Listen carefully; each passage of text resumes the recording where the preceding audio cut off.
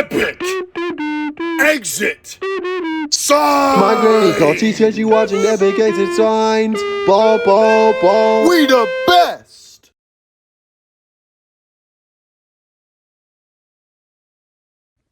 All right, it's Epic Exit Signs, and today we're going to take a look at another really cool older piece of equipment from my collection.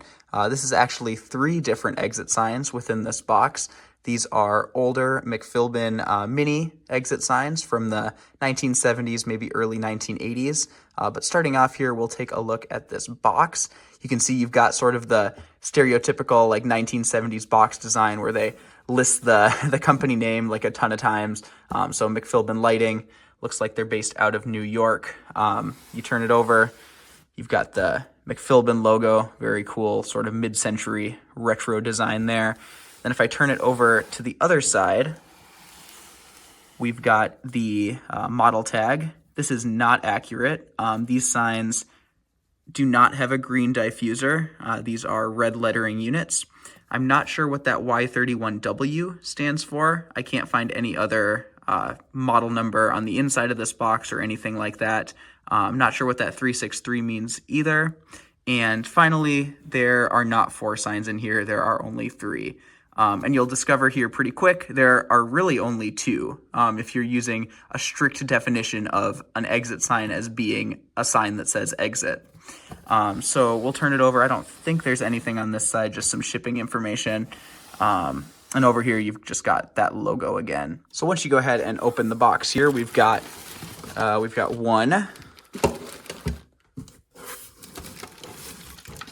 2,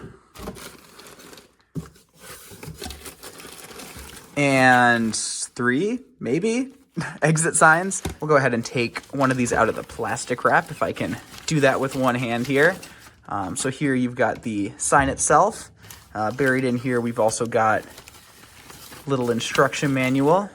You can see, once again, you've got that awesome old McPhilben logo.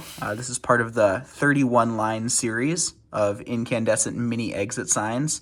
We'll take a closer look at this in just a second, since this is a pretty cool instruction manual. But looking over here at this sign, this particular sign was already missing one of its tabs, so the faceplate slides right off.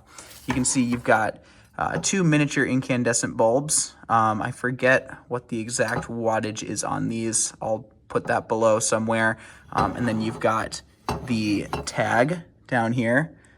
So once again, McPhilben for like the 800th time. Again, based out of New York. And yeah, just a pretty small sign. I'll have to grab one of my normal sized exit signs just so we can get a comparison. But these are about half the size of like your standard modern exit sign. And like a lot of older AC only signs, this is basically just a lamp. So really all you've got are your 2 incandescent bulbs, sockets, and the wiring right on the back. No fancy transformers, batteries, anything like that. So taking a closer look at the instruction manual here, like I said, just a really cool diagram.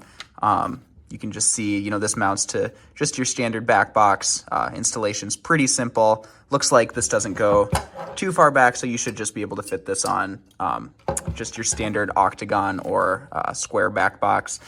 You've just got the basic instruction manual there. I love that old school font that you don't see a whole lot anymore. You've also got, of course, the logo. And right over here, we've got what looks like a date. So I'm assuming that these units were probably introduced sometime around 1969, based off of that 369 down there. And then turning it over to the back, we've got just a basic wiring diagram. So, a lot of these would probably be used on like central systems where you're tying this into additional circuits. So my guess is that's sort of differentiating, different sort of situations where you might need to wire up this sign. Before we take a look at these signs in action, I did just want to touch on this. I'm not sure what the deal is here. So this is obviously one of those signs. It's just completely missing the exit lettering. My best guess, I got these off of eBay maybe about a year ago, and my best guess is that this is the reason why these were never installed. My guess is this is probably a manufacturer defect. The exit legend probably just didn't get printed onto the sign for some weird reason. I don't see anything in the instruction manual or in the model number that suggests that this should be a blank sign. So I don't really know. You could use this as I guess like a hallway light or something. I don't know. It's probably too dim to use as an actual light fixture. But really interesting quirk. And like I said, I love to collect anything that is different or odd in some way, and that includes stuff that maybe off the assembly line was messed up in some way. So I'm thinking, like I said, I'm thinking that this is probably the reason why these were never actually installed in a building. I've gone ahead and switched the sign on here. Camera probably picks it up a little bit better than it does in person, but this is actually a really dim sign. You can see kind of the hot spots there on camera, but definitely don't think this would meet brightness requirements today. And I'll go ahead and pop this cover off here. You can see those two incandescent bulbs there. If you're a light bulb fan, I have no idea what these bulbs are. They are not original to the sign.